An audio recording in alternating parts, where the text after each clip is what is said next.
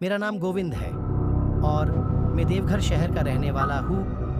मेरा पूरा परिवार असल में बंगाल के अधुरुणी गांव से आता है, लेकिन मेरा परिवार 70 साल पहले माइग्रेट होकर देवघर आ गया था। मेरे या मेरे पिता में से कभी कोई गांव नहीं गया था, पर 4 साल पहले 2016 में जब बहुत कोशिशों के बाद मेरी बीवी राधिका प्रेग्नेंट हुई तो डॉक्टर ने कहा कि हमें राधिका की अच्छी सेहत के लिए उसे शुद्ध वातावरण में ले जाना चाहिए। हम सब ने सोचा कि हमारे गांव से शुद्ध वातावरण तो हमें कहीं नहीं मिलेगा, तो हमने अपने बंगाल वाले गांव में जाने का फैसला किया। पर हमें नहीं पता था कि हमारा यह फैसला हमारी जिंदगी हमेशा के लिए तबाह कर देगा। बहुत लंबे सफर के बाद हम रात को गांव पहुंचे। उस चांदनी रात में गांव बहुत खूबसूरत लग रहा था। वहां एकदम शांत भरी थी। गांव पहुंचकर राधिका की खुशी का कोई ठिकाना ही नहीं था, पर उसे नहीं पता था कि खुशी बस कुछ ही समय की थी। 3 साल पहले हुई मां की मौत के बाद पिताजी भी पहली बार घर से बाहर निकले थे।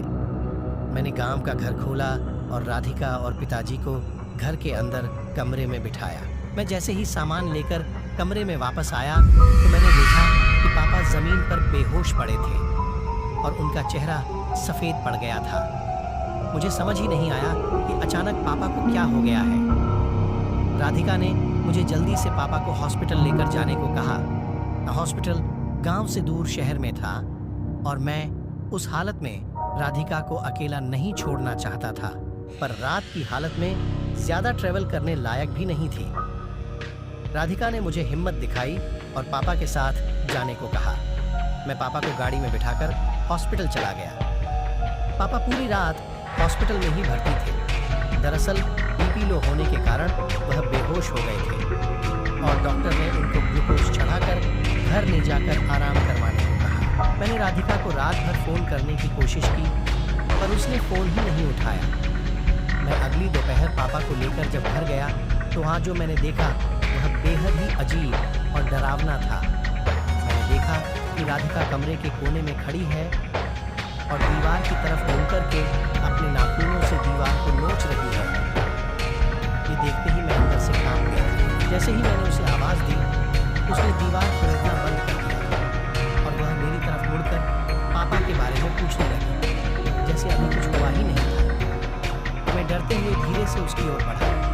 मुझे लगा कि शायद यह सब स्ट्रेस का नतीजा है, तो मैं राधिका को कमरे तक लेकर गया और उसे वहाँ सुला दिया।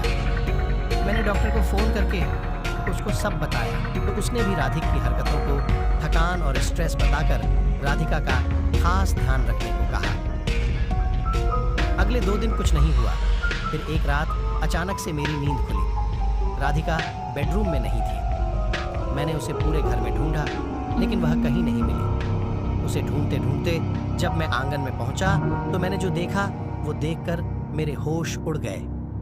मैंने देखा कि राधिका छत के कोने की तरफ उल्टी चल रही थी।